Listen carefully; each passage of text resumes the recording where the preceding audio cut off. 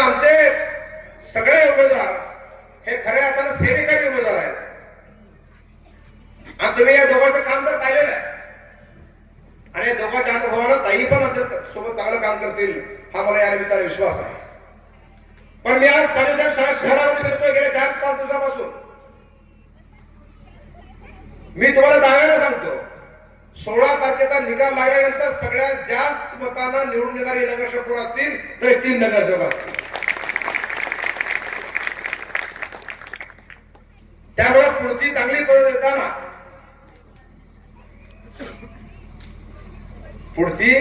चांगली पद्धत देताना या भागाचा प्रामुख्याने विचार केला जाईल हे आश्वासन तुम्हाला या निमित्ताने मी देतो.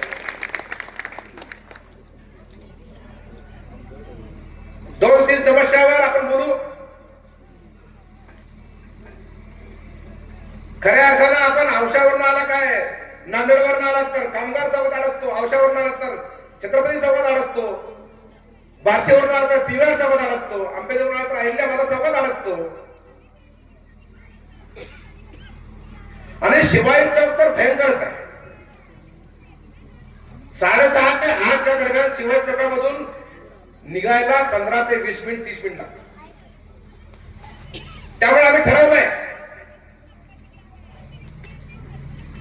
लातूरचा शिवाई चौक सुद्धा छत्रपती संभाजीनगरचा जसा चौक आहे क्रांती चौक त्या धर्तीवर आम्ही डेव्हलप करू.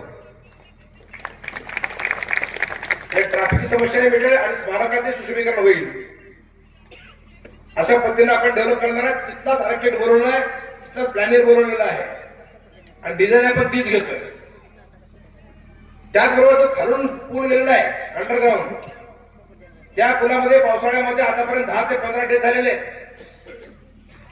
पाणी साचतं, चिखल होतो, निसरडा होतो, आम्ही गाडीवरून कोणतरी पडताना जीव जातो असे अनेक प्रकार या निमित्ताने घडले.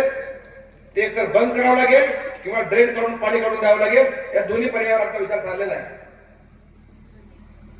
पीव्हीआर चौकात तर खूप अडचण आहे कारण बाजूला एमआयडीसी आहे, मोठे मोठे कंटेनर येतात, मोठे मोठे ट्रक येतात. त्या ठिकाणी पीव्हीआर चौकामध्ये इतकं कंजेशन होतं की 15-20 मिनिट आपल्याला जायला लागतं. त्यामुळे त्या ठिकाणी दोन्ही साईडला आता 500 मीटर उड्डाणपूल करता येतो का त्यावर आमचा विचार चाललेला आहे. तीच बाजू आम्ही या ठिकाणी जुन्या अवसार नवीन जो अवसार रोड आहे या अवसार रोडला मोठे मोठे मंगल कार्यालय आहेत आणि कायम लग्न असतात, एंगेजमेंट असतात, वाढदिवस असतात. ट्रॅफिकचा खूप मोठा प्रश्न त्या ठिकाणी आहे. म्हणून ह्या चौकामध्ये वाडा चौकामध्ये सुद्धा एक उड्डाणपुलाची आवश्यकता आहे. त्यावरही आमचा विचार चाललेला आहे. आणि खऱ्या अर्थाने आपण जर आता रिंग रोड म्हणतो, आता रिंग रोड राहिलाच नाही, हा शहराचा मध्यवर्ती रोड होऊन बसला आहे. त्यामुळे या शहराच्या डेव्हलपमेंट मध्ये आता सगळ्यात मोठी गरज आहे ते आउटर रिंग रोडची. जो मोठा रिंग रोड आहे, मी स्वतः माननीय नितीनजींशी याविषयी चर्चा केलेली आहे. माननीय मुख्यमंत्री महोदय त्या दिवशी बोललेले आहेत आणि मुख्यमंत्र्यांचं मी स्वतः पत्र घेऊन माननीय नितीनजी दिलेलं आहे आणि त्या पत्रावर माननीय मुख्यमंत्री महोदयांनी माननीय गडकरी साहेबांशी बोललेलं आहे. आणि तुम्हाला मी दाव्याला सांगतो मुख्यमंत्री या ठिकाणी बोलले त्या विषयावर सुद्धा लवकर तोडगा निघणार आहे आणि आउटर रिंग रोड सुद्धा या निमित्तानं होणार आहे. बघा मुख्यमंत्री स्वप्न नागपूरच्या प्रमाण लातूरला न्यावं असं स्वप्न आहे मुख्यमंत्र्यांचं. मुख्यमंत्री नागपूर ते मुंबई हा समृद्धी एक्सप्रेस वे तयार केला. त्याचबरोबर कुणीही लातूरकरांनी न मागता लातूरला सुद्धा लातूर ते मुंबई 5 तासामध्ये पोहोचेल अशी व्यवस्था निर्माण होते. एक मोठा रोड होते, 25,000 कोटीचा तो रोड आहे. शहराला जे जे आवश्यक आहे ते सगळं करण्याचा प्लॅन या निमित्तानं आमचा आहे. या शहराला सुसज्ज असं सिव्हिल हॉस्पिटल नाहीये. आम्ही जागा घेतलेली आहे त्या ठिकाणी कृषी महाविद्यालयाची, ती जागा आपण डेव्हलप करतोय. त्या ठिकाणी एक सुसज्ज असं भव्य मोठं हॉस्पिटल या निमित्तानं होणार आहे. शहरामध्ये पूर्णपणे सिमेंट काँक्रीटचे रस्ते होतील. स्वच्छतेची आवश्यकता त्यावरही आमचं लक्ष केंद्रित केलेलं आहे. या निमित्तानं पाणी पुरवठा योजना आम्ही मंजूर केलेली आहे. 300 कोटी रुपये डिस्पर्स झालेले आहेत. त्याचं 25% काम झालेलं आहे. धनेगाव लातूरला जे पाणी येतं, जी जुनी पाईपलाईन आहे त्याच्या पॅरलल दुसरी लाईन आपण तयार केली आहे. एकनाथ शिंदे साहेब मुख्यमंत्री झाले त्यावेळेस ती योजना मंजूर झालेली आहे. आज 25% त्याचं काम झालेलं आहे. धनेगाव ते हरंगुळ जलशुद्धीकरण केंद्र ही लाईन पूर्ण तयार होते आहे. 25% काम झालंय. दुसरा टप्पा तयार होतोय. त्या दुसऱ्या टप्प्यामध्ये शहराच्या कानाकोपऱ्यामध्ये तुम्हाला बंद नळाद्वारे पाणी द्यायची व्यवस्था केलेली आहे. जे वाढीव लातूर आहे त्या लातूरला सुद्धा नळाद्वारे पाणी द्यायचं आहे. त्याचबरोबर 6 मोठ्या मोठ्या पाण्याच्या टाक्या या निमित्त निर्माण करायचा तो दुसरा टप्पा आहे 259 कोटीचा. तोही मंजूर मुख्यमंत्री करू म्हणले. 1 महिन्यामध्ये तो मंजूर होईल.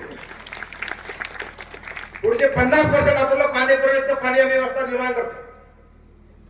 तुम्ही म्हणाल पाणी आणणार कुठून, तर तुम्ही भाषण मुख्यमंत्र्यांचे ऐकले असतील, विधानसभेचे असतील, बाहेरचे भाषण असतील. माननीय मुख्यमंत्री म्हणतात की मराठवाड्याचा दुष्काळ संपला पाहिजे, मराठवाड्याचा दुष्काळ हा भूतकाळ व्हायला पाहिजे. हे त्यांचं वारंवार वाक्य आहे.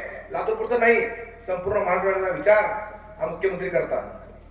म्हणून पश्चिम वाहिन्याला जाऊन जे पाणी वाहून जातं, जे पाणी समुद्राला मिळतं, ते 53 टीएमसी पाणी आपण मराठवाड्यामध्ये वळवणार आहे.